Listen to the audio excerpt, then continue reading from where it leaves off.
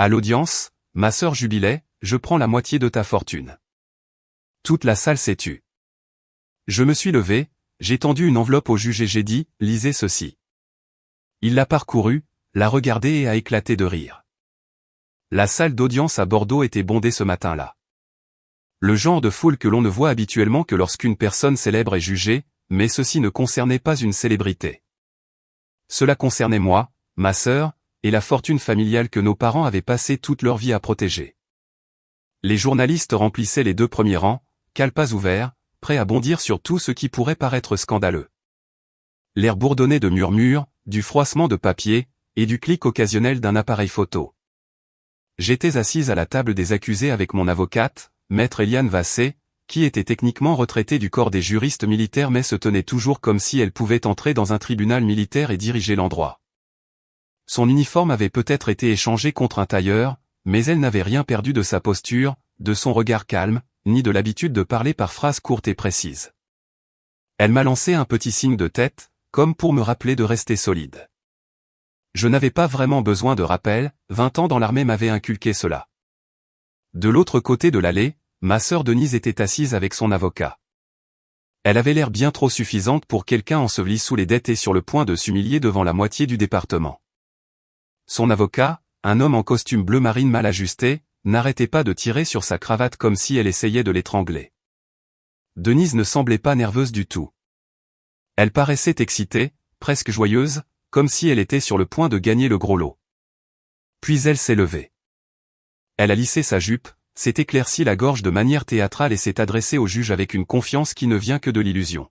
« Votre honneur, dit-elle, sa voix assez forte pour que les journalistes au dernier rang entendent chaque mot, je suis ici pour réclamer ce qui m'appartient de droit. Je veux la moitié de la fortune de ma sœur, y compris la fiducie et la succession laissée par notre père. Il aurait voulu que ce soit partagé. » La salle a éclaté de murmures. La moitié de ma fortune ? Y compris la fiducie militaire ? Elle l'avait vraiment dit à voix haute. On aurait dit qu'elle annonçait les numéros de loterie. J'ai jeté un coup d'œil au visage dans la galerie aux voisins, cousins éloignés, curieux locaux observant leurs yeux s'écarquiller et leurs bouches formées de petits mots. C'était un divertissement pour eux. Mais pour moi, c'était un cauchemar surréaliste. La juge Marjorie Klein a haussé un sourcil mais n'a pas bronché, elle avait ce genre de présence qui faisait redresser les gens sans qu'ils s'en rendent compte. Elle était dans la soixantaine, toujours vive, avec des cheveux argentés tirés en un chignon si serré qu'on aurait pu faire rebondir une pièce de monnaie dessus. Elle siégeait depuis des décennies, et je pouvais déjà dire qu'elle en avait vu ça par des effondrements familiaux, mais quelque chose me disait que même elle n'avait jamais vu une mise en scène pareille. L'avocat de Denise s'est avancé, faisant semblant d'avoir l'air confiant. Votre honneur, ma cliente a droit à la moitié de tous les actifs, y compris tout héritage reçu du vivant du défunt. Ces actifs ont été injustement consolidés sous Madame Colline Basto, sans distribution appropriée. Je serrai la mâchoire, me forçant à ne pas rire. Denise se rassit avec un sourire satisfait, comme si elle venait de lâcher une bombe qui allait faire exploser ma vie. Elle s'est même penchée en arrière sur sa chaise, a croisé les bras et a incliné la tête vers moi, comme si elle dépensait déjà l'argent. Pendant un instant, j'ai senti mon estomac se tordre. Pas parce que je pensais qu'elle avait raison ou elle n'avait pas raison mais à cause de l'audace pure. C'était ma sœur, la même fille qui avait l'habitude d'emprunter mes vêtements et de ne jamais les rendre, se tenant maintenant devant un tribunal essayant de ravir l'héritage que nos parents avaient délibérément, très délibérément, laissé à mon nom. Cette fois, ce n'était pas une question de vêtements. C'était une question de millions d'euros, de biens immobiliers et de la réputation de toute notre famille. Le bavardage dans le tribunal grandissait. Les journalistes griffonnaient si vite que leur stylo couinait. Une femme au 2e rang a halté et a chuchoté à son mari. J'ai attrapé le mot million en roulant sur ses lèvres comme si elle venait de découvrir un trésor enfoui. Voilà comment cela paraissait à tout le monde. Potin juteux, grosse somme d'argent et dispute familiale. Eliane s'est penchée vers moi et a chuchoté, restez calme, laissez-la parler. Plus elle parle, mieux c'est pour nous. Sa voix était stable, presque désinvolte, comme si elle donnait des indications pour la station-service la plus proche au lieu de me guider à travers une embuscade juridique. La juge a tapoté légèrement son marteau. Maintenons l'ordre dans le tribunal. Madame Basto-Holt, avez-vous des preuves pour étayer cette affirmation ? Denise se releva, redressant ses épaules comme si elle s'apprêtait à faire le discours sur l'état de l'Union. Votre honneur, ma preuve est simple. Nous sommes sœurs. Notre père n'aurait jamais voulu que tous ses biens aillent à un seul enfant tandis que l'autre n'a rien. C'est une question d'équité, de famille et de l'héritage qu'il nous a laissé. Quelques personnes ont acquiescé dans la galerie, manifestement convaincues par son histoire larmoyante. Le drame familial jouait toujours bien avec le public. Si cela avait été une émission de télévision, elle aurait gagné les téléspectateurs. Malheureusement pour elle, ce n'était pas la télévision. C'était la vraie vie, et la vraie vie avait des dossiers. La juge n'avait pas l'air impressionnée. Jusqu'à présent, ce que vous avez présenté est de la spéculation. L'équité à vos yeux n'est pas la même chose que la légalité. Elle a jeté un coup d'œil au dossier devant elle, puis de nouveau à l'avocat de Denise. Avez-vous des documents? Des testaments? Des accords de fiducie? Quelque chose de concret? L'avocat a tripoté sa mallette, en tirant un dossier mince qui paraissait pathétiquement léger. Il l'a offert à deux mains comme s'il s'agissait d'un texte sacré. La juge l'a parcouru, son expression sans changer. Lorsqu'elle eut terminé, elle le posa et se tourna vers moi. Mademoiselle Basteau, dit-elle d'un ton égal, avez-vous une réponse? Je me suis levé, lissant ma veste. Mon cœur battait la chamade, mais ma voix est sortie stable. Oui, votre honneur, j'en ai. J'ai vu le sourire de Denise vaciller légèrement quand j'ai parlé. Elle ne s'attendait pas à ce que je sois si calme. Elle était habituée à me déstabiliser, à appuyer sur mes boutons, à me faire exploser. Pas aujourd'hui. Pas ici. Le juge m'a fait signe de continuer. La galerie s'est penchée en avant, avide de la prochaine ligne du drame. J'ai pris une lente inspiration, j'ai regardé Eliane, puis j'ai regardé directement le juge. L'affirmation de ma sœur n'est pas seulement fausse, ai-je dit, elle est insultante pour la mémoire de nos parents. Ils savaient exactement ce qu'ils faisaient lorsqu'ils ont organisé leur succession. Chaque détail a été pensé. Chaque actif a été comptabilisé. Il n'y a rien d'accidentel à cela, et je serai heureuse de présenter les preuves. Je n'ai pas élevé la voix. Je n'en avais pas besoin. Les mots sont tombés avec le poids de la certitude, pas le désespoir tremblant que Denise avait essayé de faire passer pour de la conviction. Un murmure a parcouru la foule à nouveau. Denise s'est agitée inconfortablement sur sa chaise, son avocat lui chuchotant frénétiquement quelque chose à l'oreille. Le juge a donné un petit signe d'acquiescement. Très bien. Nous entendrons les preuves en temps voulu.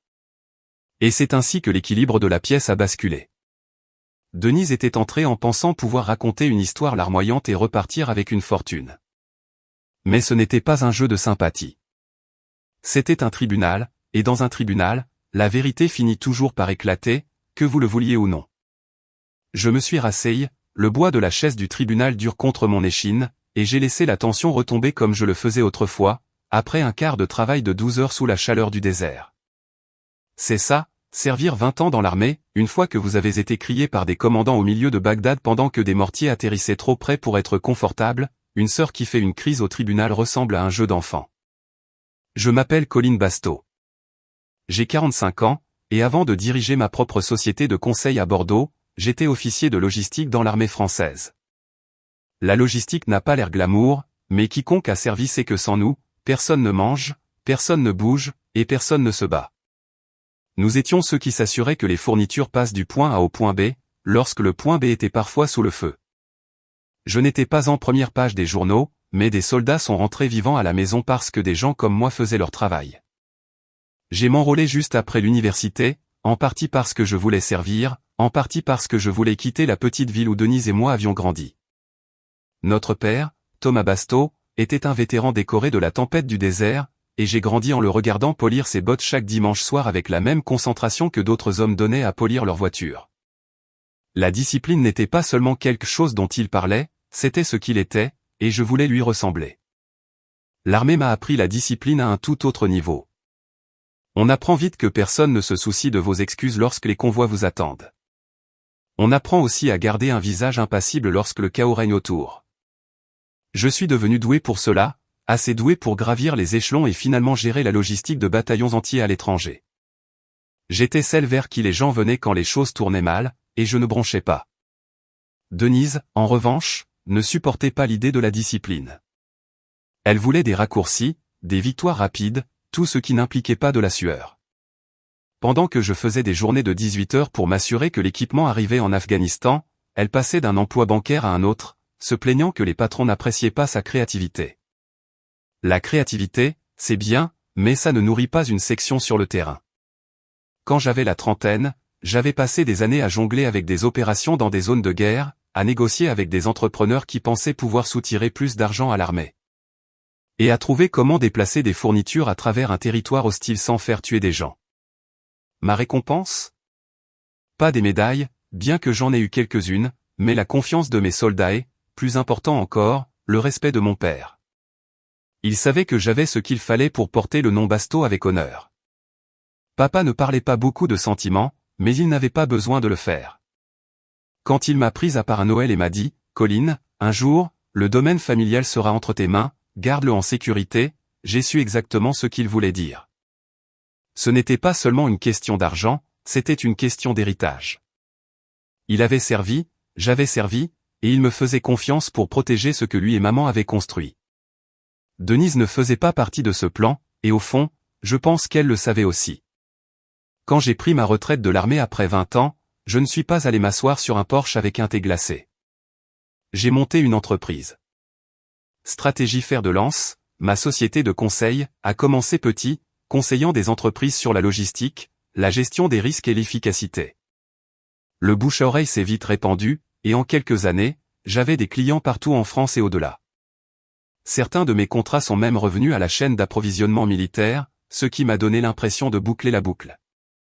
Je me suis fait un nom en tant que femme qui ne perdait pas son temps et ne tolérait pas les absurdités. L'argent a suivi, bien sûr. Mais la responsabilité aussi. Les employés de Fer de Lance me regardaient comme mes soldats le faisaient autrefois, et je prenais cela au sérieux. Je n'achetais pas de yacht ni n'organisais de fêtes sauvages. Je construisais quelque chose de stable, quelque chose qui durerait. Et oui, quelque chose qui honorerait les sacrifices de mes parents. Pendant ce temps, la vie de Denise prenait la direction opposée. Pendant que je dirigeais des équipes, elle rebondissait entre des mariages, accumulant des dettes de cartes de crédit et blâmant tout le monde pour ses mauvaises décisions. Je ne lui ai jamais frotté mon succès au visage, mais je n'avais pas besoin de le faire. Elle le voyait à chaque dîner de fête quand j'arrivais stable, alors qu'elle venait avec des excuses. J'avais des médailles. Elle avait des factures impayées. L'écart entre nous s'est creusé après le décès de papa. Son testament et les documents de fiducie étaient clairs. Tout m'allait. Non pas parce que j'étais la préférée, mais parce qu'il me faisait confiance pour gérer cela. Denise a fait une crise à la lecture, affirmant que papa avait été lavé par la mentalité militaire, comme si l'honneur et la planification étaient une sorte de maladie. Mais elle n'a pas contesté à ce moment-là. Peut-être pensait-elle pouvoir m'épuiser plus tard. Maman l'a suivie quelques années après, et avec son décès, je suis devenue la seule gardienne de tout ce que notre famille avait laissé derrière elle. Propriété, économie, avantages militaires, tout cela était regroupé dans ce que nous appelions la fiducie militaire. La paperasse était infaillible, grâce à l'insistance de papa à impliquer le corps des juristes militaires dans la mise en place. Il ne voulait aucune place pour le doute, aucune échappatoire, aucun moyen pour quelqu'un comme Denise de s'introduire. J'ai pris cette responsabilité au sérieux. Je n'ai pas touché un centime de la fiducie pour moi-même. Je l'ai gardée séparée, gérée soigneusement, comme papa l'avait prévu. Mon propre argent venait de Fer de Lance. La fiducie était pour l'héritage familial. C'était la ligne, et je ne l'ai jamais franchie. Mais Denise n'a jamais vu les choses ainsi. Pour elle, la fiducie était un tas d'argent que je thésaurisais égoïstement. Elle ignorait les années passées dans des tempêtes de sable et des tentes de ravitaillement, les nuits où je restais éveillé pour vérifier 3 fois les itinéraires des convois, les sacrifices qui m'avaient mené ici. Elle voulait prétendre que nous étions égales dans cette histoire, que nous méritions toutes deux le même résultat, même si nous avions vécu des vies entièrement différentes. Alors, quand elle s'est levée dans ce tribunal et a exigé la moitié de ma fortune, c'était non seulement insultant, mais prévisible. C'était le schéma de Denise, échouer à quelque chose, chercher quelqu'un d'autre à blâmer, puis tendre la main vers tout ce qu'elle pensait pouvoir saisir. Seulement cette fois, elle a choisi le mauvais champ de bataille. L'ironie ne m'a pas échappé. J'avais passé la moitié de ma vie à préparer des soldats pour un terrain hostile, et me voici, assise dans un tribunal, fixant ma propre sœur de l'autre côté des lignes ennemies. Les mêmes principes s'appliquaient, connaître sa mission, sécuriser ses fournitures, et ne jamais laisser l'arrogance vous tromper en sous-estimant votre adversaire. Denise pensait que c'était un jeu de sympathie, mais je savais mieux. C'était une question de discipline, de preuve et du genre de préparation qu'elle n'avait jamais comprise. J'ai ajusté ma posture, laissé mes mains reposer calmement sur la table, et fait un petit signe de tête vers Eliane. Si Denise voulait une guerre, j'étais prête. Et contrairement à elle, j'avais passé des décennies à apprendre exactement comment en gagner une sans tirer un coup de feu. Je me suis penché en arrière, sentant le regard du juge toujours sur moi, et mon esprit est revenu aux années où cette tension entre Denise et moi avait commencé à mijoter. Cela ne s'est pas produit du jour au lendemain dans un tribunal, cela mijotait depuis que nous étions enfants sous le même toit. Denise avait 3 ans de plus, ce qui signifiait qu'elle était automatiquement responsable de tout quand nous étions petites. Ou du moins, c'est ce qu'elle me disait à chaque occasion. Je suis l'aînée, claquait-elle, donc j'ai la place avant. Elle le disait pour tout, la plus grosse part de gâteau, la télécommande, même les tâches ménagères qu'elle pouvait éviter. Au début, j'acceptais, car je ne savais pas mieux. Mais papa ne croyait pas à sa logique. Notre père n'était pas du genre à se soucier de l'ordre de naissance. Il se souciait de la responsabilité. Il nous alignait dans le jardin avec 2 râteaux et disait, « Je ne me soucie pas de qui est plus âgé. Je me soucie de qui débarrasse les feuilles de la pelouse plus vite. » Devinez qui gagnait généralement ce concours? Moi. Pas parce que j'étais plus forte, mais parce que je finissais réellement le travail pendant que Denise disparaissait à mi-chemin, se plaignant que ses bras lui faisaient mal. C'est là que le ressentiment a commencé. Denise ne supportait pas que papa remarque mes efforts. Elle voulait les louanges sans la sueur. Quand nous étions adolescentes, cela s'était transformé en quelque chose de plus laid. Si j'avais une bonne note, elle m'appelait une chouchoute des profs. Si je recevais un compliment à l'église, elle levait les yeux au ciel si fort qu'on aurait dit qu'ils allaient se coincer. Elle ne voulait pas s'améliorer, elle voulait que j'échoue pour se sentir mieux. Maman essayait d'apaiser les choses.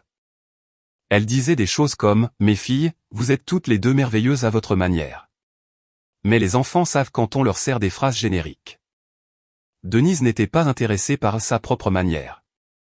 Elle voulait les feux de la rampe que papa me donnait chaque fois que je lui montrais que j'avais écouté, travaillé dur ou tenu parole. Elle détestait la façon dont il disait « C'est ma soldate », avant même que j'enfile un uniforme. Je me souviens d'un été où papa nous avait inscrites à une course populaire communautaire. C'était censé être juste quelques kilomètres, rien de sérieux. Je m'étais entraîné. Denise non. Le jour de la course, j'ai fini en force et papa m'a souri depuis les côtés. Denise avait abandonné à mi-chemin et avait passé le reste de l'après-midi à bouder, disant que ses chaussures n'étaient pas faites. Plus tard dans la nuit, je l'ai entendu dire à maman, il ne se soucie que de Colline. Rien de ce que je fais n'est assez bien. Ce n'était pas vrai, elle ne voulait tout simplement pas faire le travail. Au lycée, nous vivions 2 vies séparées sous le même toit. J'étais concentré sur l'école, le sport et le programme JROTC qui m'avait accroché à l'idée du service militaire. Denise se concentrait sur les sorties en cachette, les mauvais petits amis et les dépenses d'argent qu'elle n'avait pas. Chaque fois qu'elle avait des ennuis, maman la tirait d'affaire et papa hochait la tête. La nuit avant que je parte à l'université, papa m'a fait l'une de ses plus longues conversations. Il n'était généralement pas bavard, mais cette nuit-là, il a dit « Tu as ce qu'il faut, Colline. Tu as du cran. Ne laisse personne, surtout ta sœur, te faire culpabiliser à ce sujet. » Je n'ai pas entièrement compris ce qu'il voulait dire à l'époque, mais j'ai emporté ces mots avec moi dans chaque déploiement. Denise, quant à elle, est restée, dérivant d'emploi en emploi et de relation en relation comme un bateau sans ancre. Même après mon enrôlement, la jalousie ne s'est jamais arrêtée. Quand je rentrais en permission vêtu de mon uniforme, les voisins s'arrêtaient dans l'épicerie pour me remercier de servir. Denise détestait ces moments. Elle intervenait avec quelque chose comme « Eh bien, je travaille aussi, vous savez », comme si un emploi de caissière à temps partiel équivalait à 12 mois en zone de guerre. Les gens hochaient poliment la tête, mais la vérité était évidente. Plus je construisais ma vie sur la structure et la discipline, plus Denise se tournait vers les raccourcis. Elle maximisait ses cartes de crédit, poursuivait des systèmes pour devenir riche rapidement, et se retrouvait toujours à la porte de maman et papa, demandant un autre prêt. Je me souviens d'un Noël où elle était partie en claquant la porte d'un dîner après que papa ait refusé de se porter garant pour sa voiture. Elle a crié, « Tu le ferais si Colline demandait. » Mais la différence, c'est que je n'avais jamais demandé. Avec le recul, je ne pense pas que Denise ait jamais voulu l'égalité. Elle voulait un avantage. Elle voulait que je trébuche pour qu'elle puisse enfin se sentir comme la star. Mais la vie ne fonctionne pas comme ça. Et papa ne récompensait jamais les jeux de pitié. Il récompensait l'effort. Ce ressentiment a vieilli avec nous comme du mauvais vin. Lors des réunions de famille, elle lançait des piques, Colline pense probablement qu'elle est en charge parce qu'elle est dans l'armée, et riait comme si c'était une blague, mais ses yeux la trahissaient. L'amertume était toujours juste là sous la surface. Peu importait qu'il s'agisse de tâches ménagères, de carrière ou de relations. Elle s'était convaincue qu'on lui avait volé quelque chose. J'ai une fois essayé de combler le fossé. Après être revenu de mon deuxième déploiement, j'ai emmené Denise dîner, juste toutes les deux. Je lui ai dit que je voulais que nous soyons plus proches, que nous étions toujours sœurs, peu importe à quel point nos vies semblaient différentes. Elle a levé les yeux au ciel et a dit, « Facile pour toi à dire quand tout va bien pour toi. » Était la dernière fois que je m'en préoccupais. On ne peut pas réparer l'envie avec de la gentillesse. Alors, au moment où nos parents sont décédés, je savais que Denise ferait du bruit au sujet de l'héritage. Ce à quoi je ne m'attendais pas, c'était l'ampleur de son droit. Il ne lui suffisait pas d'être amère à Noël ou de faire des remarques sarcastiques. Elle voulait prendre tout ce que papa m'avait confié, tout ce que maman avait construit à ses côtés, et agir comme si cela lui était dû. Assise dans ce tribunal, la regardant sourire comme si elle venait de réussir un coup de maître, tout ce que je voyais, c'était cette petite fille qui n'avait jamais fini ses tâches ménagères et qui s'attendait quand même à une bonne note. Seulement maintenant, les enjeux n'étaient plus une part de gâteau ou la place avant de la voiture. Maintenant, elle voulait la moitié d'une fortune qu'elle n'avait pas gagnée, et elle était prête à traîner le nom de notre famille dans la boue pour essayer de l'obtenir. Je n'avais pas de pitié pour elle. Plus maintenant. Elle avait eu des décennies pour trouver sa voie. Elle avait choisi l'amertume, les raccourcis et les mensonges. Ce n'était pas à moi de porter ce fardeau. Et aucune performance au tribunal n'allait réécrire les années de choix qu'il avait menées à cette chaise en face de moi. J'ai stabilisé ma respiration, de la même manière que je le faisais avant d'entrer dans une salle de briefing pleine d'officiers attendant mon plan. La discipline n'était pas seulement une partie de ma vie, c'était l'épine dorsale de tout ce que j'avais construit.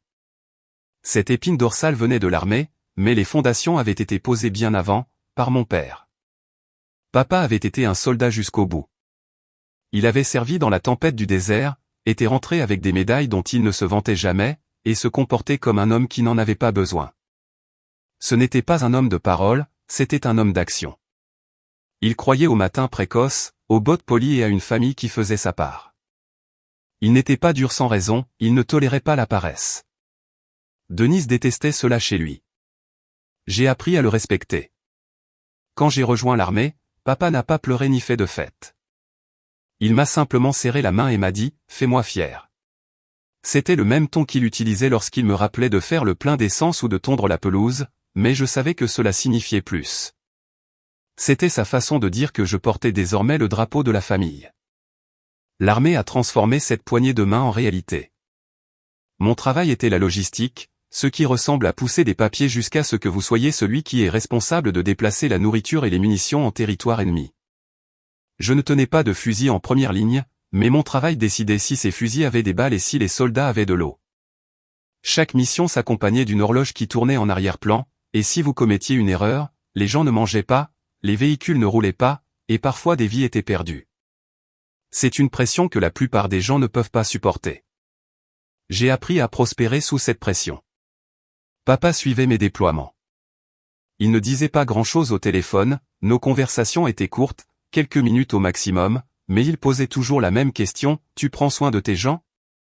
C'était tout ce qui comptait pour lui, pas les médailles, pas les promotions, il voulait savoir si je m'assurais que les soldats sous mes ordres rentraient sains et saufs. Quand je disais oui, il grognait un bien discret, et c'était suffisant. Maman me soutenait à sa manière. Elle était plus douce que papa, mais elle comprenait le poids du service. Elle continuait d'envoyer des colis de soins, écrivait des lettres et me rappelait que la maison était toujours mon foyer, même lorsque j'étais à l'autre bout du monde. Son calme équilibrait l'acier de papa. Entre deux, je n'avais aucun doute sur mes origines. Denise, bien sûr, ne pouvait rien comprendre à tout cela. Elle qualifiait mes déploiements de guerres inutiles et disait à ses amis que j'étais lavé par la culture militaire. Cela venait de quelqu'un qui ne pouvait même pas garder un compte d'épargne équilibré. Elle se moquait de la discipline qui sauvait littéralement des vies. Je ne perdais pas mon temps à me disputer avec elle.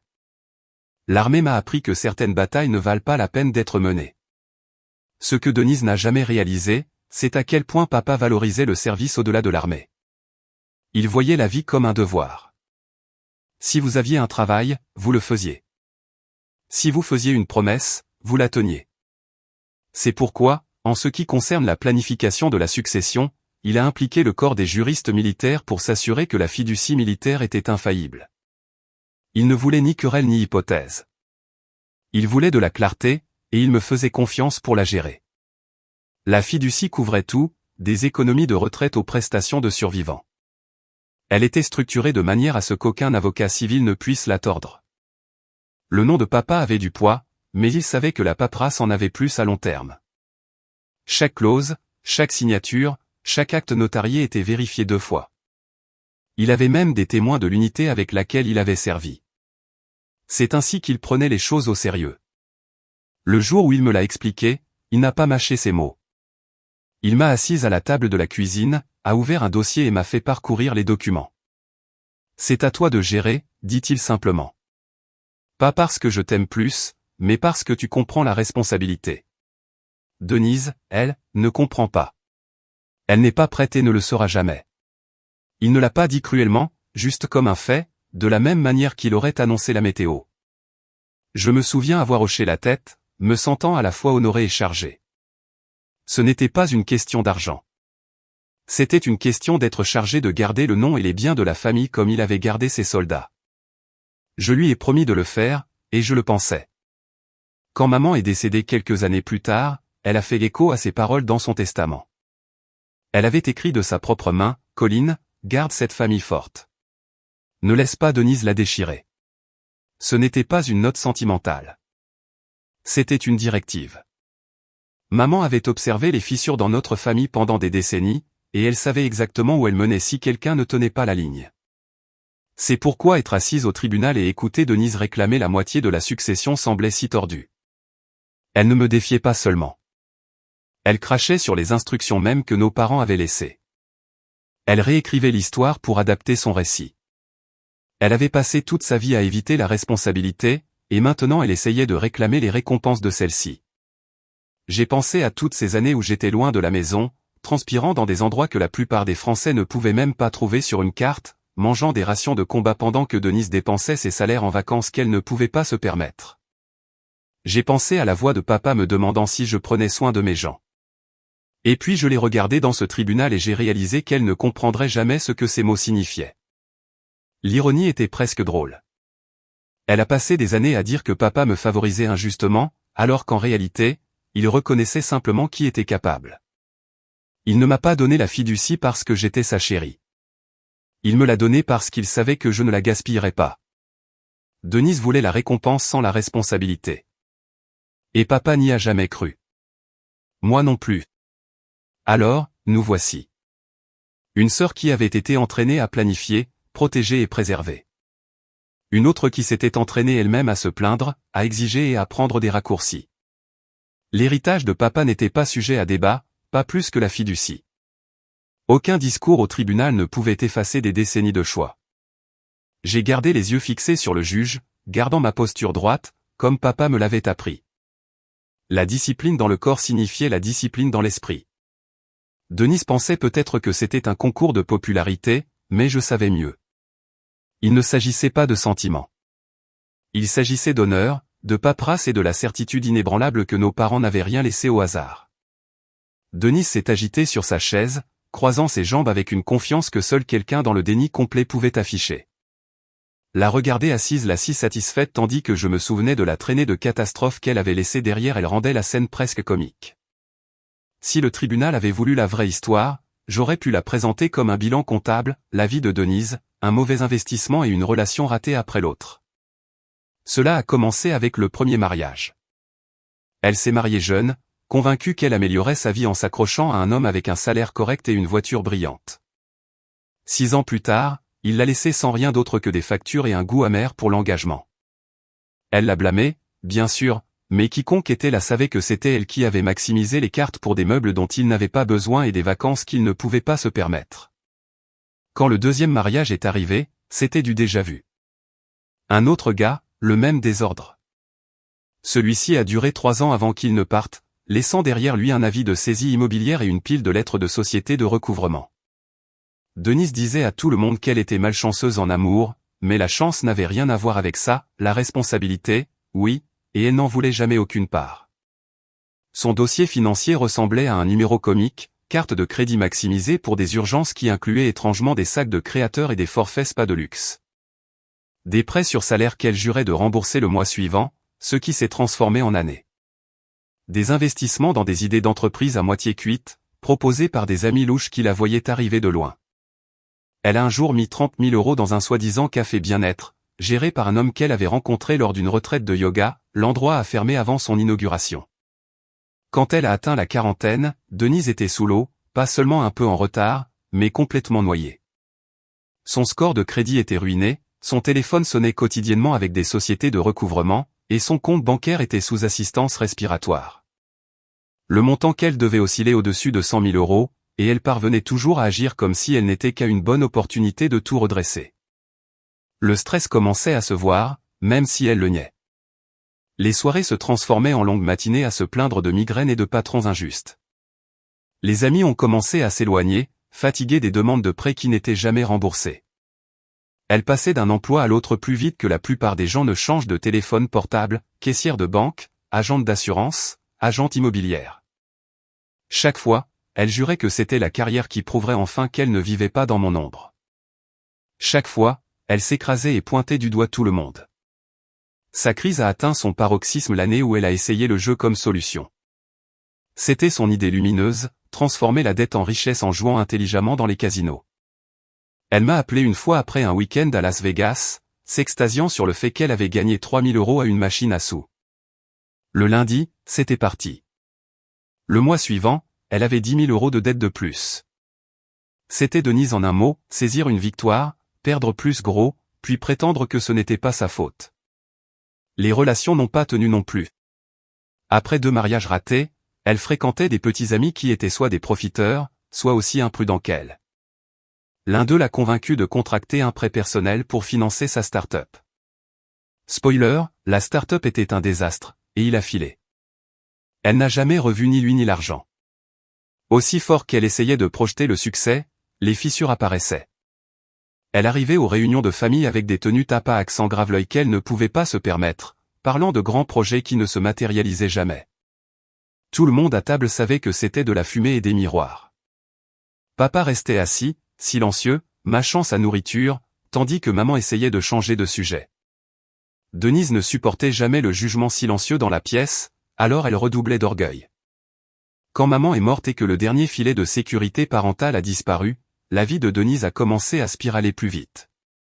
Plus de prêts secrets de maman pour couvrir son loyer. Plus de sermons de papa qui se terminaient secrètement par lui glissant un chèque. Juste cette fois. Elle était seule, et la réalité la frappait comme un train de marchandises. Les factures s'accumulaient, les créanciers devenaient plus bruyants, et les avis de saisie immobilière étaient de plus en plus difficiles à ignorer. C'est là que les comparaisons avec moi sont devenues plus laides. À chaque tournant, elle s'assurait que les gens savaient à quel point il était injuste que j'aie une entreprise, une carrière et un dossier financier propre alors qu'elle avait des difficultés. Elle donnait l'impression que tout m'avait été donné sur un plateau d'argent, ignorant le fait que j'avais passé 2 décennies à transpirer dans l'armée avant même de diriger une entreprise. Pour elle, l'effort et la discipline ne comptaient pas. Seuls les résultats comptaient. Et si elle ne les avait pas, alors j'avais dû tricher. Au moment où elle s'est présentée au tribunal, Denise était désespérée. Elle n'était pas seulement amère, elle était acculée. La faillite menaçait, les créanciers rôdaient, et sa réputation était foutue. L'héritage était son ticket d'or, son unique chance d'effacer l'ardoise sans jamais assumer la responsabilité. C'était la motivation derrière chaque sourire suffisant, chaque déclaration audacieuse qu'elle lançait devant le juge. Elle pensait jouer intelligemment, en utilisant le système juridique pour finalement obtenir sa juste part. Ce qu'elle ne réalisait pas, c'est que l'équité n'était pas de son côté. La paperasse l'était. Et dans cette arène, elle était dépassée. Assise en face d'elle, je pouvais le voir clairement. Ce n'était pas seulement une question de cupidité, c'était une question de survie. Elle avait besoin de mon argent pour sortir du cratère qu'elle passait des décennies à creuser. Sans cela, elle faisait face à la ruine. Avec cela, elle pensait pouvoir réinitialiser sa vie, peut-être même récupérer un peu de dignité. Mais si Denise avait prouvé quelque chose au fil des ans, c'est que l'argent ne restait jamais longtemps entre ses mains. En regardant sa posture devant le juge, je me demandais si elle croyait à sa propre histoire. Pensait-elle vraiment que papa avait voulu qu'elle partage la fiducie après tout ça? Ou misait-elle sur un public de tribunal pour me faire céder? Quoi qu'il en soit, le désespoir derrière ses yeux la trahissait. Elle souriait peut-être, mais les fissures dans ce sourire étaient assez larges pour que quiconque prêtant attention puisse les voir. Le sourire de Denise s'élargit lorsque le juge demanda des preuves, comme si elle croyait vraiment avoir une main gagnante. C'était la spécialité de Denise, jouer la confiance juste avant que le château de cartes ne s'effondre. Cette fois, elle n'avait pas seulement joué avec des cartes de crédit ou de mauvais petits amis. Elle avait joué avec le système judiciaire, convaincue de pouvoir s'imposer pour obtenir la moitié d'une fortune. La décision de me poursuivre n'est pas sortie de nulle part. Elle préparait le terrain depuis des mois. Elle a commencé par chercher un avocat assez désespéré pour accepter son cas. La plupart des bons l'ont sèchement rejeté.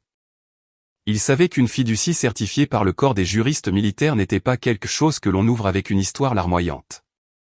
Mais Denise a finalement trouvé un homme, un avocat de second rang qui aimait le son d'une affaire d'héritage de plusieurs millions d'euros plus qu'il ne se souciait de la réalité. Il voyait des signes de dollars dans les heures facturables et pensait pouvoir me forcer à un règlement. Ensemble, ils ont intenté le procès et ont immédiatement divulgué l'histoire à la presse. Le titre du journal local était risible, vétéran décoré de l'armée accusé d'avoir coupé sa sœur de la fortune familiale. En le lisant, on aurait dit que j'avais laissé Denise mourir de faim dans la rue pendant que je me prélassais sur des tas d'argent. En réalité, c'était elle qui avait drainé toutes les ressources qu'elle avait touchées. Mais les faits ne vendent pas les journaux. Le drame, oui. La presse s'est régalée. Les journalistes ont adoré l'angle, trahison familiale, argent, honneur militaire en jeu. Ils ont appelé mon bureau, ma maison, même certains de mes anciens collègues. Quelques chaînes de télévision ont repris l'histoire pour le journal du soir, montrant de vieilles photos de moi en uniforme comme si j'étais un personnage de drame judiciaire. Mon téléphone n'a pas cessé de sonner pendant des jours. Ce n'était pas seulement les médias. La communauté militaire de Bordeaux en a également entendu parler. Soldats, vétérans, conjoints, des gens avec qui j'avais travaillé pendant des années ont commencé à poser des questions. Certains étaient polis, d'autres francs. « Colline, qu'est-ce qui se passe avec ta sœur ?» C'était embarrassant. J'avais passé toute ma carrière à bâtir une réputation de discipline et d'honneur, et maintenant, il semblait que j'accumulais de l'argent au détriment de ma famille. Cela a fait plus mal que les gros titres. Denise a profité de l'attention. Elle a donné des interviews, pleuré sur commande, et dit à quiconque voulait l'entendre qu'elle se battait simplement pour l'équité. Elle s'est présentée comme la victime maltraitée, la sœur oubliée qui se dressait contre la machine militaire froide et insensible. C'était une performance, et elle aimait chaque seconde. Pour quelqu'un qui sombrait dans les dettes, elle savait manier les poses pour les caméras comme une célébrité. Pendant ce temps, ma vie s'était transformée en cirque. Les clients de stratégie fer de lance ont commencé à demander si le procès allait me distraire de leur contrat. Quelques-uns ont laissé entendre qu'ils pourraient se retirer si l'affaire traînait. Cela a frappé là où ça faisait mal. Mon entreprise était bâtie sur la crédibilité, et la cascade de Denise a créé des fissures dans cette image. Même si la poursuite n'avait aucun fondement, la perception comptait. Eliane, mon avocate, n'était pas ébranlée. Elle m'a fait m'asseoir un soir dans son bureau, des piles de dossiers de cas l'entourant comme des sacs de sable avant une tempête, et m'a dit « Laissez-la parler. Le bruit n'est pas une preuve. Nous nous occuperons du reste. » Ce ton calme et direct me rappelait pourquoi je lui faisais confiance. Elle avait traversé des tribunaux militaires plus durs que ce cirque. Si Denise pensait avoir trouvé une faiblesse, elle allait avoir une rude surprise. Pourtant, le stress était réel. Des reporters campaient devant mon bureau. Je ne pouvais pas prendre un café sans que quelqu'un ne prenne une photo. Même les courses à l'épicerie se transformaient en rencontres gênantes avec des inconnus qui chuchotaient « N'est-ce pas la femme poursuivie par sa sœur ?» J'ai commencé à garer ma voiture à 2 pâtés de maison du travail juste pour éviter les caméras.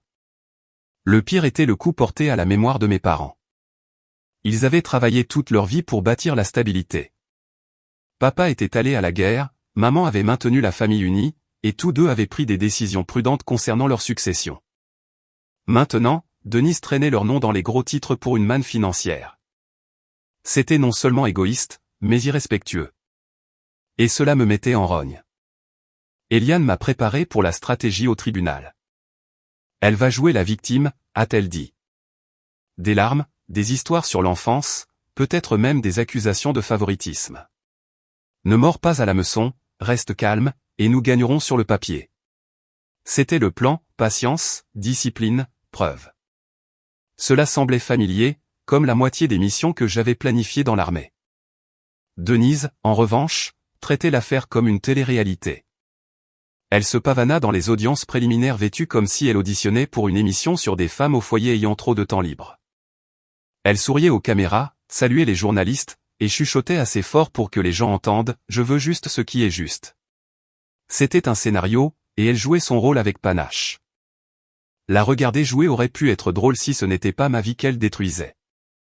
Mais je savais une chose, plus elle devenait bruyante, plus durement elle tomberait quand la vérité éclaterait.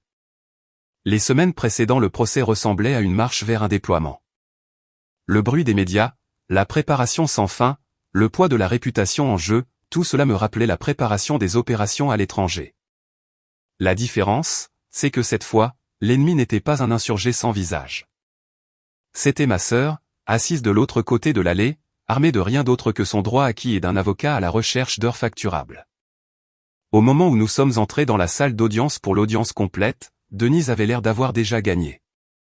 Elle avait les cheveux parfaitement coiffés, son avocat portait une mallette trop pleine, et elle a fait un petit signe aux journalistes comme si c'était son couronnement. Elle ne se battait pas seulement pour de l'argent, elle se délectait des projecteurs qu'elle pensait mériter toute sa vie. J'ai gardé mes épaules carrées pendant que Denise absorbait les flashs des caméras, mais une fois dans le bureau d'Eliane, j'ai finalement laissé sortir ma frustration. Je me suis laissé tomber sur une chaise et j'ai marmonné, elle traite ça comme sa grande chance à la télévision de l'après-midi. Eliane n'a même pas levé les yeux du dossier devant elle. Elle a juste dit, bien, laissez-la. Les juges ne se soucient pas du spectacle. Ils se soucient des preuves. C'était la différence entre le côté de Denise et le nôtre. Elle avait du bruit. Nous avions de la paperasse. Et Eliane était implacable pour s'assurer qu'aucune page n'était vulnérable à une attaque. Son bureau ressemblait à une salle de guerre. Dossiers étiquetés par date, classeurs triés par catégorie, post-it codés par couleur comme une carte de bataille. Si elle avait porté un uniforme au lieu d'un blazer, on aurait pu la prendre pour un commandant se préparant pour un déploiement. Nous avons commencé par la fiducie militaire. Eliane a parcouru chaque section avec son ongle pointu, tapotant les clauses clés comme un sergent instructeur pointant une carte. Votre père n'a pas seulement bien mis cela en place, Colline. Il l'a rendu blindé.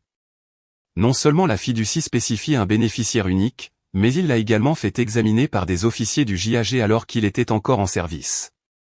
Ce n'est pas seulement notarié, c'est fortifié. Elle n'exagérait pas. Papa avait insisté pour toutes les couches de légitimité possibles, examen juridique militaire, témoins civils indépendants, signatures appropriées, même la notarisation dans plusieurs États à cause de ses déploiements. C'était le genre de minutie auquel seul un soldat penserait, et maintenant c'était le mur contre lequel Denise se heurtait. Mais Eliane ne s'est pas arrêtée là. Nous n'allons pas seulement nous défendre, nous allons attaquer, a-t-elle dit, tirant un autre dossier. À l'intérieur se trouvaient les dossiers financiers de Denise, les relevés de dettes, les avis de saisie, les avertissements de faillite. Ce n'était plus des potins, c'était une preuve documentée de son imprudence. Nous allons montrer au tribunal que ce n'est pas une question d'équité, c'est une question de désespoir. Elle n'est pas trompée, elle essaie de se sortir d'affaire sur votre dos. J'ai parcouru la pile, Chaque page plus laide que la précédente, carte maximisée, prêts impayés depuis des années, même une lettre d'une ligne de crédit de casino en défaut de paiement. Ce n'était pas joli, mais c'était honnête. Denise voulait se peindre comme la sœur lésée. Nous allions montrer au juge qu'elle n'était qu'une joueuse dépassée. Eliane a également recueilli des témoignages. Elle a retrouvé les anciens camarades d'unité de papa qui avaient signé comme témoins lorsque la fiducie a été créée. Des hommes qui avaient porté le même uniforme, qui comprenaient pourquoi papa voulait que sa succession soit protégée comme elle l'était. Un par un, ils ont accepté de fournir des déclarations. Un tribunal ne va pas ignorer des vétérans qui soutiennent la parole de votre père, a dit Eliane. Elle avait raison. Leur crédibilité n'était pas seulement personnelle, elle était professionnelle. Nous avons également examiné le contrat de mariage. Oui, il y en avait un. Des années avant que Denise ne pense à poursuivre, mon propre mariage s'était effondré. Ce contrat de mariage avait protégé mon entreprise et mes économies. Eliane voulait cela aussi dans le dossier. Non pas parce que Denise avait une revendication là-dessus, mais parce que cela prouvait un schéma. J'avais toujours séparé correctement mes finances, pas de compte joint avec des conjoints, et encore moins avec des frères et sœurs. C'était fastidieux de parcourir des années de relevés bancaires, de déclarations fiscales et de documents militaires. Mais l'image est devenue claire. Chaque euro de la fiducie était séparé, intact et intouchable. Denise n'avait pas contribué un centime. Elle ne pouvait même pas plaider la confusion des fonds parce que j'avais été méticuleuse. Eliane a esquissé un petit sourire en empilant les classeurs. Si elle veut réclamer cet argent, elle devra argumenter que les mathématiques elles-mêmes sont injustes. La préparation n'était pas seulement une question de paperasse. Eliane m'a entraîné comme si c'était un camp d'entraînement pour témoignage. Elle s'asseyait en face de moi et lançait toutes les accusations que l'avocat de Denise pourrait utiliser. Enfant favori, tu as manipulé tes parents, tu as thésaurisé des actifs, tu as abandonné ta sœur quand elle avait besoin d'aide. Mon travail n'était pas de me fâcher ou de me défendre. C'était de rester calme, stable, factuel. Le juge ne veut pas de vos sentiments, Colline, m'a rappelé Eliane.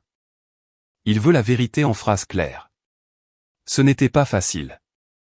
Entendre ces accusations, même lors de séances simulées, faisait monter ma tension artérielle. Mais cela me préparait aussi.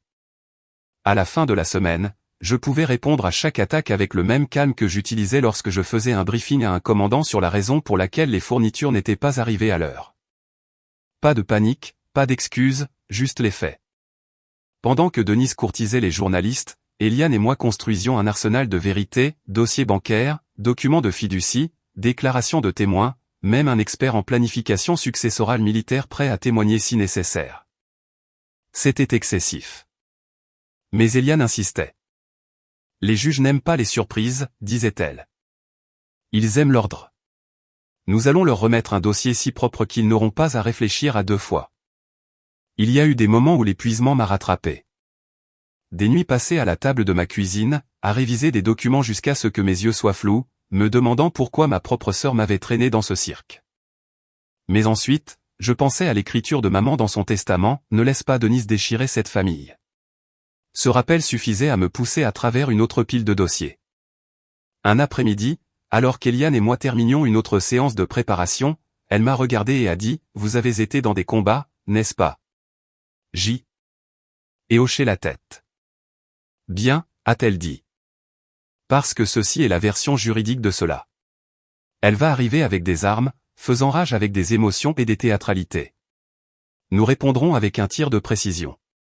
Contrôlé, précis, sans coup gaspillé. » C'était l'analogie parfaite.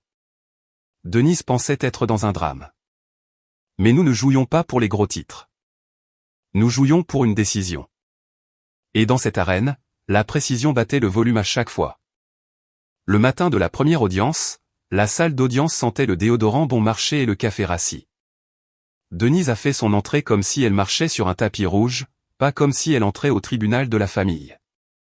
Son avocat traînait une mallette surdimensionnée comme si elle contenait la Déclaration des droits de l'homme, et Denise s'est tamponné les yeux avec un mouchoir avant même de s'asseoir.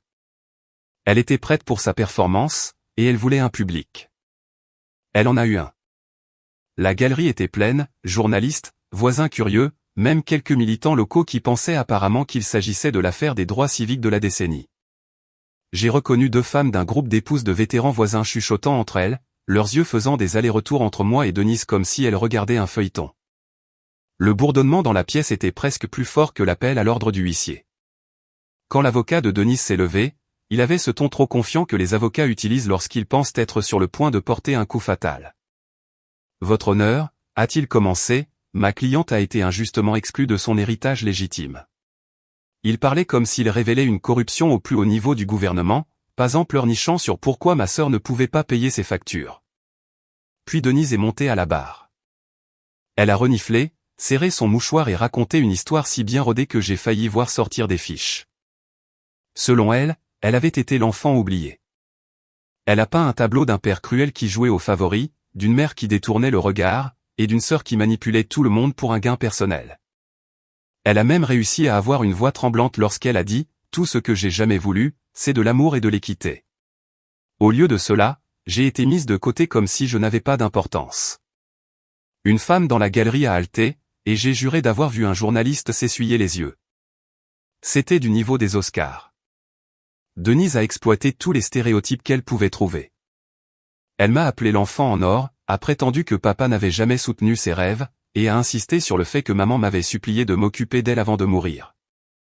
Ce dernier point était de la pure fiction, mais il a eu l'effet escompté, la moitié de la galerie a regardé vers moi comme si j'avais volé Denise à main armée.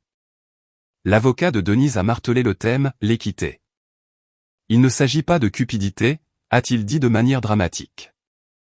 Il s'agit d'une sœur qui a tout donné à sa famille et n'a reçu rien en retour. J'ai failli éclater de rire. Denise qui donne tout? La seule chose qu'elle ait jamais donnée, ce sont des reconnaissances de dette. Eliane a posé une main sur mon bras, me rappelant de rester immobile. Les juges détestent les éclats de voix, et le camp de Denise cherchait clairement à en provoquer un. Alors j'ai gardé un visage neutre tandis qu'à l'intérieur, je criais, « Vous plaisantez, n'est-ce pas ?» La presse s'est régalée. Les journalistes griffonnaient des notes alors que la voix de Denise se brisait.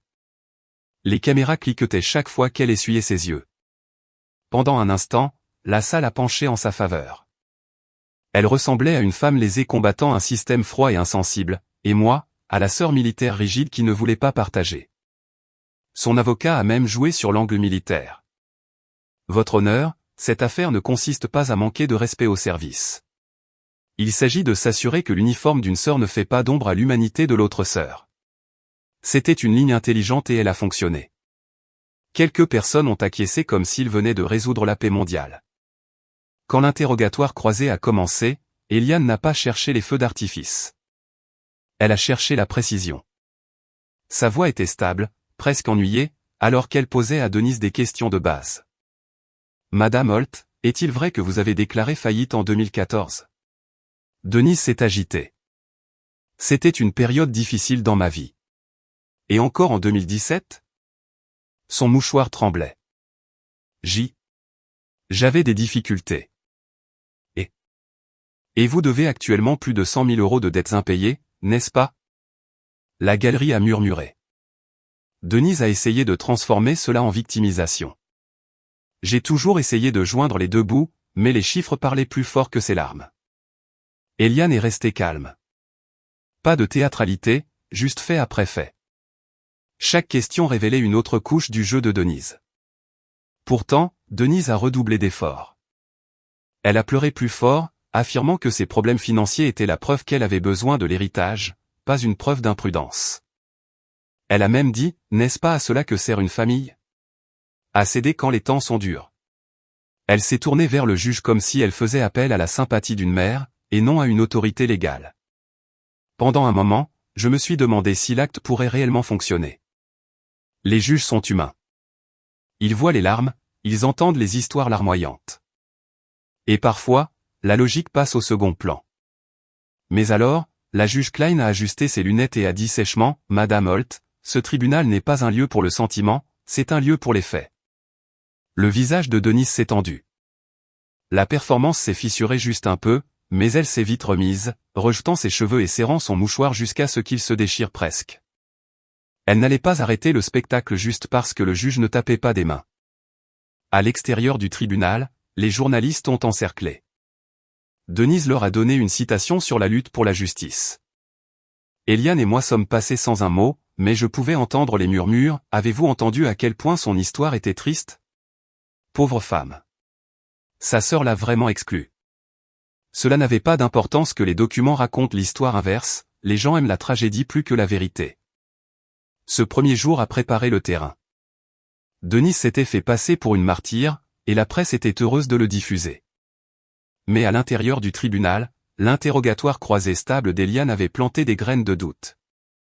Le juge avait vu à travers le drame, même si la foule ne l'avait pas fait. Je suis rentré chez moi cette nuit-là épuisé, mais pas ébranlé.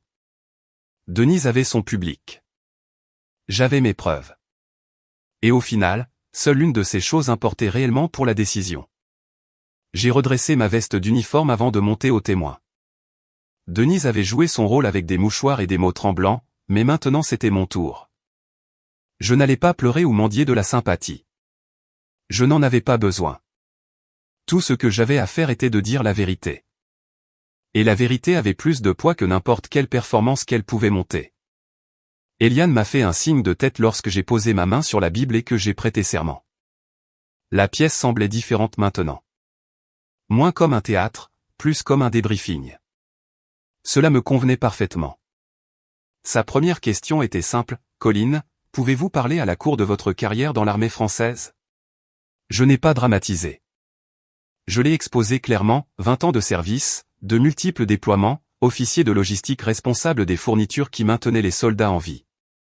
J'ai expliqué comment j'avais déplacé des troupes dans le désert, livré de la nourriture à travers des zones de combat, et géré des convois où une mauvaise décision signifiait des sacs mortuaires au lieu de retour sûr. J'ai vu quelques personnes dans la galerie se déplacer inconfortablement. La guerre n'est pas glamour quand on la dépouille de ce qu'elle est vraiment, du sang, de la sueur et une planification sans fin pour contenir le chaos. Je ne me vantais pas. Je leur montrais la différence entre la discipline durement gagnée et le fantasme que Denise vendait. Ensuite, Eliane a demandé, « Et comment vos parents voyaient-ils votre service ?» Celle-là a frappé plus fort. J'ai parlé au tribunal de papa, comment il me demandait à chaque appel si je prenais soin de mes gens. J'ai dit comment maman envoyait des colis, comment ils soutenaient tous deux la fiducie et son but.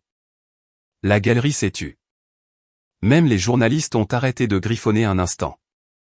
Ce n'était pas tape à accent grave l'œil, mais c'était percutant. L'avocat de Denise a essayé de me déstabiliser lors de l'interrogatoire croisé. Mademoiselle Basto, n'est-il pas vrai que vous étiez souvent absente de la famille? Que pendant que vous étiez déployée, Denise était celle qui restait à la maison et s'occupait de vos parents? J'ai gardé ma voix égale. J'étais absente parce que je servais ce pays. Et mes parents n'étaient pas abandonnés. C'étaient des personnes indépendantes et fières qui soutenaient mon service. Denise n'était pas leur soignante. Elle était souvent leur fardeau. Quelques rires étouffés sont venus de l'arrière de la salle d'audience. L'avocat a froncé les sourcils, réalisant que cette ligne n'avait pas fonctionné comme il l'espérait. Il a essayé à nouveau. Donc, vous admettez que vous n'étiez pas là pour soutenir votre sœur? Je l'ai regardé directement. Le soutien fonctionne dans les deux sens. J'envoyais de l'argent à la maison depuis des bases à l'étranger pour aider à couvrir les frais quand maman en avait besoin. Denise dépensait l'argent qu'elle n'avait pas pour des choses dont elle n'avait pas besoin. C'est la différence. Elle. Le juge a pris une note, et l'avocat est passé rapidement. Eliane a redirigé l'attention. Colline, pouvez-vous expliquer comment vous avez géré vos finances par rapport à votre sœur? C'était mon signal. J'ai expliqué la séparation des comptes, la façon dont mon héritage était resté propre des fonds communs, et la planification minutieuse que j'avais faite au fil des ans. Puis j'ai ajouté, je n'ai pas seulement hérité d'argent, j'ai hérité de la confiance de mes parents. C'est de cela qu'il s'agit. Denise n'a pas perdu la moitié d'une fortune, elle a perdu des années d'opportunité de prouver qu'elle était digne de confiance, et elle a échoué. Le silence qui a suivi n'était pas dramatique, il était lourd, le genre de silence où les gens savent que l'histoire a changé. Les larmes de Denise semblaient petites comparées au poids du sacrifice et de la discipline assis devant eux. Denise a essayé d'intervenir à un moment donné, secouant la tête et marmonnant, « Ce n'est pas vrai ». Le juge l'a immédiatement réduite au silence. « Madame Holt, vous devez rester silencieuse. » Son visage est devenu rouge, mais elle s'est affaissée sur sa chaise. Pour une fois, elle n'était pas le centre de l'attention. Quand je suis descendu de la barre, je ne me sentais pas victorieuse. Je me sentais stable. Il ne s'agissait pas de gagner un concours de popularité. Il s'agissait de rétablir les faits. Denise pouvait raconter des histoires, mais les histoires ne pesaient pas contre 20 ans de service et une vie de responsabilité. Eliane s'est penchée vers moi alors que nous nous rassoyions. « Vous avez bien fait », a-t-elle chuchoté. « Les juges aiment le calme. Vous lui avez donné le calme et la crédibilité. » Pendant ce temps, Denise semblait ébranlée. Sa routine avec le mouchoir avait perdu de son éclat, et son avocat évitait son regard. La foule qui avait haleté à son histoire larmoyante plus tôt semblait maintenant l'étudier avec des yeux plus perçants. Ils avaient vu le contraste. Et ce n'était pas flatteur. Le reste de la journée s'est déroulé rapidement. Eliane a présenté des pièces financières, des relevés bancaires, des documents de fiducie, des lettres des amis de l'unité de papa. Chaque élément renforçait la même vérité, tout avait été fait selon les règles, et Denise n'avait aucune prétention légitime. La juge a parcouru les pages avec ce regard que les juges chevronnés ont lorsqu'ils savent déjà où cela va, mais laissent toujours les avocats faire les choses par habitude. Vers la fin de l'après-midi, l'énergie de la salle d'audience avait complètement changé. Les murmures n'étaient plus de la sympathie, mais de la curiosité de savoir comment Denise pensait pouvoir s'en tirer. Sa performance, autrefois captivante, semblait maintenant désespérée. Mon témoignage avait tourné les projecteurs, et il n'y avait aucun doute sur la différence entre le service et l'auto-apitoiement. Quand le tribunal s'est ajourné pour la journée, les journalistes se sont à nouveau précipités. Cette fois, cependant, ils n'ont pas seulement couru après Denise. Ils se sont tournés vers moi. « Colline, comment répondez-vous aux affirmations de votre sœur ?» Je suis resté brève. Je sers mon pays. J'honore mes parents. C'est tout ce que j'ai à dire. Puis j'ai marché sans un autre mot. Pas de théâtre, pas de larmes. Juste de la discipline. Et à en juger par le silence derrière moi, cela parlait plus fort que tout le numéro de Denise. J'ai gardé les mains croisées sur la table, stable, pendant que Denise tripotait un autre mouchoir. Le bourdonnement du tribunal avait changé après mon témoignage, mais Eliane n'avait pas fini. Elle a tapoté la épaisse enveloppe manie assise entre nous, son doigt léger mais délibéré. Je savais exactement ce qu'elle contenait. Ce n'était pas juste du papier, c'était le clou dans le cercueil de Denise. Quand la juge Klein a demandé si nous avions des preuves supplémentaires, Eliane s'est levée sans effort.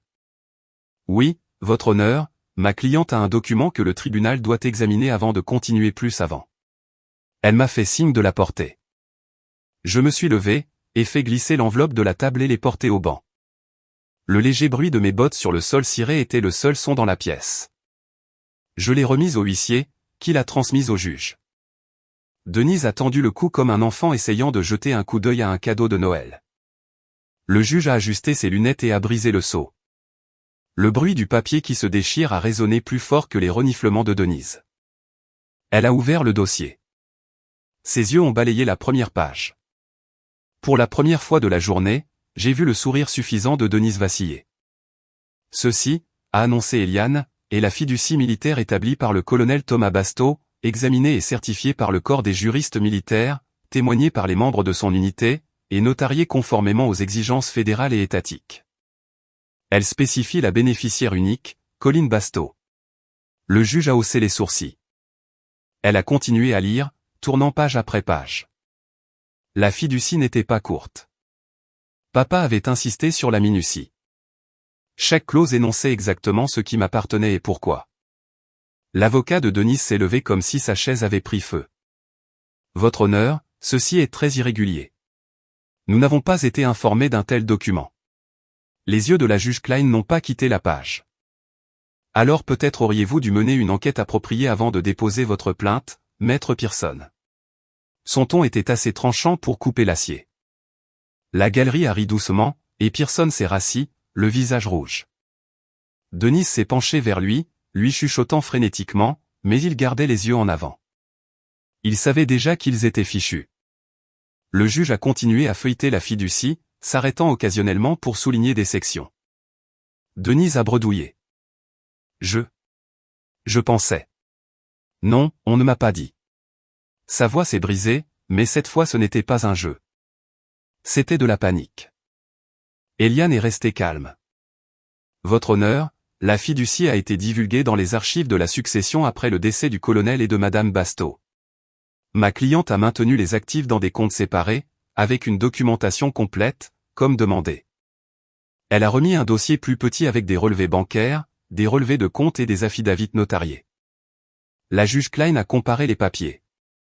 Son expression n'a pas changé, mais le poids dans la pièce a basculé. Les reporters griffonnaient comme si leur stylo allait prendre feu. La galerie s'est penchée en avant.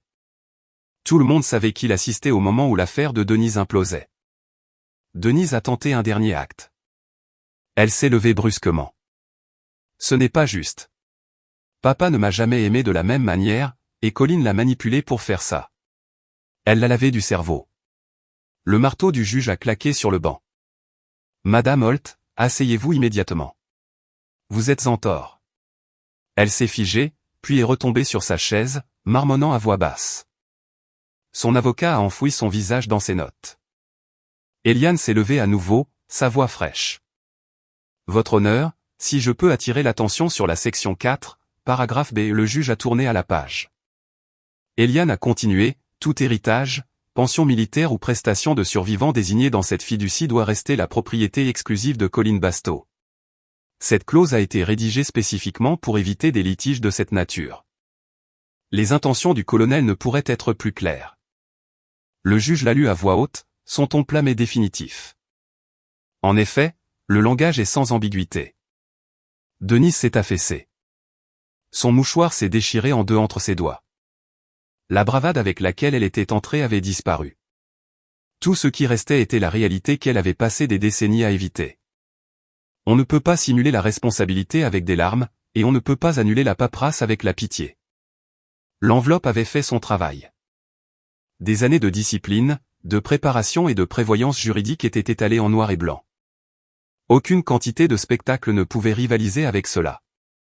Le juge a mis de côté le dossier épais des papiers de fiducie et a regardé directement Denise. Madame Holt, ce document a un poids significatif. À moins que vous ne puissiez fournir des preuves pour contester sa validité, ce qui, compte tenu de son exécution, semble peu probable, vos revendications ne tiendront pas. Pearson s'est agité inconfortablement. Votre honneur, peut-être pourrions-nous demander un délai supplémentaire pour examiner. Non, a interrompu le juge, sa voix sèche. Ce tribunal ne récompensera pas le manque de préparation. Vous avez déposé des réclamations sans enquête appropriée, et maintenant vous êtes confronté à des preuves claires et contraignantes. C'est votre responsabilité, pas celle de ce tribunal. Faites-le. La galerie a de nouveau murmuré. L'avocat de Denise s'est enfoncé plus bas sur sa chaise. Pour une fois, même Denise n'avait pas de réplique. Eliane m'a lancé un regard, ses yeux disant ce qu'aucun de nous n'avait besoin de dire, l'enveloppe de papa avait atterri exactement comme prévu. Je suis retourné à ma place, calme comme toujours. Denise m'a lancé un regard noir de l'autre côté de l'allée. Mais cela n'avait pas d'importance. Il ne s'agissait plus de rivalité fraternelle. Il s'agissait de loi, d'ordre et d'un juge regardant droit vers la vérité. La juge Klein a posé le dossier épais des papiers de fiducie et a enlevé ses lunettes d'un mouvement lent et délibéré. Toute la salle d'audience semblait retenir son souffle. Denise agrippait le bord de sa table, les jointures blanches, tandis que son avocat avait l'air de préférer s'enfoncer dans le sol. Ce tribunal, a commencé le juge, sa voix stable et aiguë, a examiné les preuves présentées. La fiducie militaire est valide, complète et juridiquement contraignante. Elle ne laisse aucune place à l'interprétation. Les actifs désignés dans cette fiducie appartiennent uniquement à Colline Basto. Les mots ont frappé comme de l'artillerie. La mâchoire de Denise est tombée. Elle a secoué la tête, marmonnant « Non, non, ça ne peut pas ». Son avocat a touché son bras, essayant de la calmer, mais elle s'est secouée. Le juge n'a pas fait de pause. De plus, sur la base des témoignages et des documents fournis, il n'y a aucune preuve que ces actifs aient jamais été confondus ou partagés. Tous les dossiers démontrent une gestion responsable et séparée par Madame Basto. Par conséquent, aucune partie de la fiducie ne sera divisée. Des halètements ont parcouru la galerie. Les journalistes griffonnaient comme si leur stylo allait s'épuiser. Quelques personnes ont même souri, probablement des vétérans qui en avaient assez des théâtralités de Denise. Denise s'est levée d'un bond. Votre honneur, vous ne pouvez pas faire ça. Je suis sa sœur. Je mérite quelque chose. Le marteau a claqué. Asseyez-vous, Madame Holt, ou je vous ferai expulser. Son explosion ne l'a fait que paraître plus petite. Elle s'est affaissée sur sa chaise, les lèvres tremblantes. La juge Klein a reporté son attention sur Eliane. Conseil, avez-vous des documents concernant les dettes encourues uniquement par Madame Holt? Eliane s'est levée sans hésitation. Oui, votre honneur, ma cliente a préparé un dossier complet. Elle a remis un classeur qui semblait presque aussi lourd que la fiducie. Le juge a parcouru les pages, relevés de cartes de crédit, lignes de crédit de casino, avis de saisie immobilière. Le silence était épais, rompu seulement par le froissement des papiers. Denise évitait le contact visuel avec tout le monde. Selon ces dossiers, a dit le juge, Madame Holt a accumulé des dettes personnelles dépassant 100 000 euros. Cela comprend les cartes de crédit, les entreprises en faillite et les prêts impayés. En vertu de la fiducie et du droit successoral standard, ces dettes restent sa responsabilité. La galerie a murmuré à nouveau. Un homme a laissé échapper un sifflement bas avant de se couvrir rapidement la bouche. L'avocat de Denise s'est bousculé. Votre honneur, peut-être pourrions-nous plaider la difficulté excessive. Le juge l'a coupé. Denise avait l'air d'avoir été giflée. Alors quoi? Je n'ai rien? Après toutes ces années? Le juge lui a lancé un regard qui aurait pu geler l'eau. Non, Madame Holt, vous n'avez rien. Vous obtenez exactement ce que vous avez gagné, les dettes que vous avez créées et les conséquences qui en découlent. Et les mots sont restés en suspens, lourds et définitifs. Les reporters griffonnaient plus vite, sans aucun doute déjà en train de rédiger des gros titres sur la sœur cupide qui avait gaspillé sa vie au tribunal. Eliane s'est légèrement penchée en arrière, calme comme toujours. Elle n'a pas souri, mais l'éclat dans ses yeux en disait assez. La juge Klein s'éclaircit la gorge. Le marteau a frappé à nouveau. Une fois. 2 fois. Finale. Pendant une longue seconde, personne n'a bougé. Puis la galerie a éclaté en murmures étouffés et en cliquetis d'appareils photo. Denise s'est caché le visage dans les mains. Son mouchoir s'est froissé en une boule humide. Inutile maintenant. Son avocat a commencé à ranger les papiers dans sa mallette, comme si emballer rapidement pouvait effacer l'humiliation. Je suis resté parfaitement immobile, calme, composé. Exactement comme papa l'aurait voulu. Ce n'était pas un tour de victoire, c'était la fin d'un devoir. Le juge s'est levé et est sorti. Le huissier a déclaré le tribunal ajourné. Les journalistes se sont précipités vers l'allée, criant des questions, mais Eliane a levé la main. Pas de commentaire aujourd'hui, a-t-elle dit fermement, me faisant sortir vers la porte. Derrière nous, la voix de Denise craquait à travers le bruit. Ce n'est pas juste. Elle m'a piégé. Elle a lavé le cerveau de maman et papa. Ces mots se sont dissous en sanglots, mais personne n'écoutait plus. La galerie s'est vidée, bourdonnant du genre d'excitation que les gens réservent habituellement aux matchs de football. J'ai attrapé des fragments de leur conversation, je suppose que la soldate savait ce qu'elle faisait, cette sœur n'avait aucune chance, elle aurait dû lire les petits caractères. Une fois dehors, l'éclat des caméras a frappé à nouveau. Les journalistes m'ont bombardé de questions, mais j'ai donné la même courte phrase que j'avais répétée, le tribunal a parlé. Les souhaits de mes parents ont été honorés. Puis j'ai continué mon chemin, laissant Denise faire face à son propre désordre. Elle n'a pas seulement perdu de l'argent ce jour-là. Elle a perdu sa crédibilité. Elle a perdu l'histoire qu'elle vendait depuis des années, celle d'être la victime négligée. Le juge a déchiqueté ce récit en une seule décision, et le monde l'a vue pour ce qu'elle était vraiment, imprudente, arrogante et à court d'excuses. En sortant au soleil, j'ai senti le poids se lever, non pas parce que j'avais gagné, mais parce que la vérité avait finalement noyé le bruit. Denise avait joué son jeu, et la loi lui avait montré exactement à quel point il était faible. La chute de Denise n'a pas tardé. Moins de 6 mois après la décision, les dettes l'ont engloutie. Les créanciers sont arrivés en premier, puis la banque. L'avis de saisie de son appartement a été exécuté, et la voiture qu'elle faisait étalage en ville a été remorquée au milieu d'un parking d'épicerie. Je ne l'ai pas appris d'elle, je l'ai appris d'une connaissance mutuelle qui a appelé pour dire « Colline, je viens de voir ta sœur crier sur un dépanneur ». Sa déclaration de faillite a fait les gros titres, et soudain, tous les journalistes qui l'avaient dépeinte comme une victime tragique ont inversé le scénario. Maintenant, elle était un conte de mise en garde, la femme qui a essayé de poursuivre sa sœur vétéran finit ruinée. C'était brutal, mais aussi approprié. Denise avait passé des années à éviter la responsabilité, et maintenant elle l'épinglait au mur. Sa vie sociale s'est également effondrée. Les amis qui avaient autrefois sympathisé avec ces histoires larmoyantes ont cessé de répondre aux appels. Personne ne voulait être associé à quelqu'un étiqueté comme chercheuse d'or et catastrophe financière. Même sa vie amoureuse s'est asséchée. La nouvelle s'est répandue rapidement dans nos cercles, et personne ne voulait financer sa prochaine grande idée. Au moment où elle s'est installée chez un cousin éloigné à Memphis, sa réputation était si toxique que les gens traversaient la rue pour l'éviter. Pendant ce temps, ma vie n'a pas seulement récupéré, elle a grandi. Stratégie fer de lance a obtenu de nouveaux contrats, en partie parce que les clients admiraient le calme avec lequel j'avais géré le cirque. Il s'avère que la discipline sous le feu bâtit la confiance, même dans le monde des affaires. Pour la première fois depuis des années, je ne gérais pas seulement le travail. Je façonnais un avenir dont je pouvais être fier. C'est alors que j'ai décidé d'honorer correctement mes parents.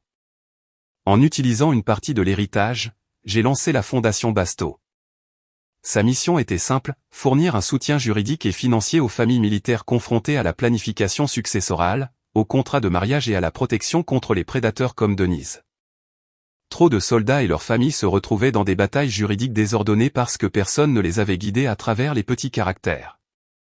Je voulais changer cela. L'événement de lancement était modeste, juste un rassemblement dans un centre communautaire avec des vétérans, des conjoints et quelques dirigeants locaux. J'ai parlé clairement. Mes parents croyaient à la protection de ce que vous gagnez. Mon père m'a fait confiance avec son héritage. Et ma mère m'a demandé de ne pas laisser la division familiale nous déchirer. La Fondation Basto existe pour donner à d'autres familles cette même protection. Les applaudissements qui ont suivi n'ont pas été forts, mais ils étaient réels. Et pour une fois, les caméras étaient là pour quelque chose qui comptait, pas les potins, pas le drame judiciaire, mais une mission qui valait la peine d'être poursuivie. J'ai gardé la fondation légère et concentrée. Pas de publicité tape à accent grave-l'œil, pas de parrainage de célébrités, juste des programmes solides, des ateliers sur la planification successorale, des partenariats d'aide juridique, des cours d'éducation financière pour les jeunes militaires, le genre d'aide pratique que mon père aurait approuvé. En un an, nous avions aidé des dizaines de familles, et j'ai commencé à recevoir des lettres de remerciement de personnes que je n'avais jamais rencontrées. Elles n'étaient pas dramatiques, elles disaient juste des choses comme « Grâce à votre programme, l'avenir de mon enfant est assuré ». C'était suffisant. Quant à Denise, je ne l'ai pas complètement coupée. Nous n'étions pas proches. Mais je ne lui souhaitais pas une ruine totale.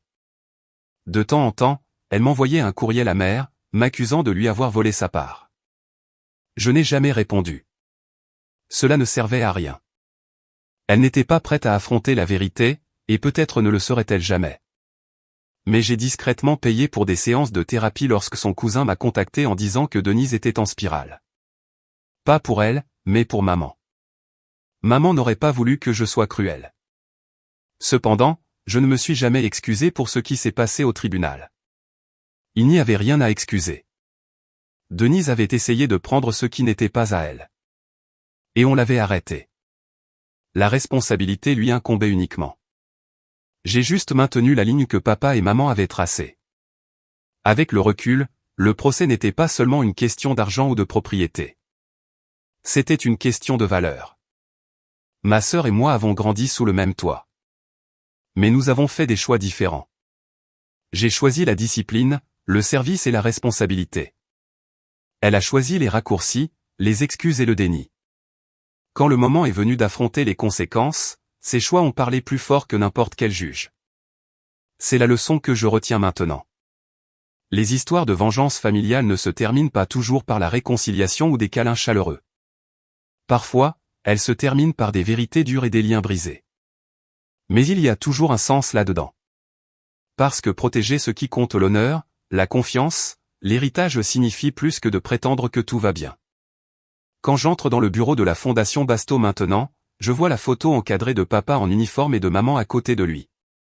Cela me rappelle pourquoi j'ai combattu si dur pour que leurs souhaits restent intacts. Pas pour l'argent, mais pour le principe que l'effort compte, la discipline importe, et que la cupidité finit toujours par se dévorer elle-même. Denise a appris cette leçon de la manière la plus dure possible. J'ai appris que parfois, la meilleure vengeance n'est pas de crier ou de se réjouir, c'est de bien vivre, de construire quelque chose de plus fort, et de laisser la vérité se suffire à elle-même. Et au final, la vérité existait bien. Exactement cela. Quand je pense à tout ce qui s'est passé, je ne vois pas cela comme un simple combat entre deux sœurs. Je vois cela comme un rappel de ce que mes parents m'ont toujours appris, la responsabilité n'est pas facultative, et la cupidité a toujours une date d'expiration. Denise croyait pouvoir réécrire l'histoire avec une poursuite et quelques larmes, mais au final, la vérité était trop solide pour se fissurer. Je n'ai pas quitté cette salle d'audience en me sentant gagnante. Je suis parti en me sentant comme un soldat qui avait terminé une autre mission, une mission qui protégeait l'honneur de ma famille et maintenait l'héritage de mes parents intact. Et s'il y a une chose que j'espère que les gens retiendront de mon histoire, c'est ceci: protégez ce que vous construisez, respectez ce que vous héritez, et ne laissez jamais personne vous convaincre que le travail acharné peut être remplacé par des raccourcis. Parce qu'au final, la discipline survit au drame. Toujours.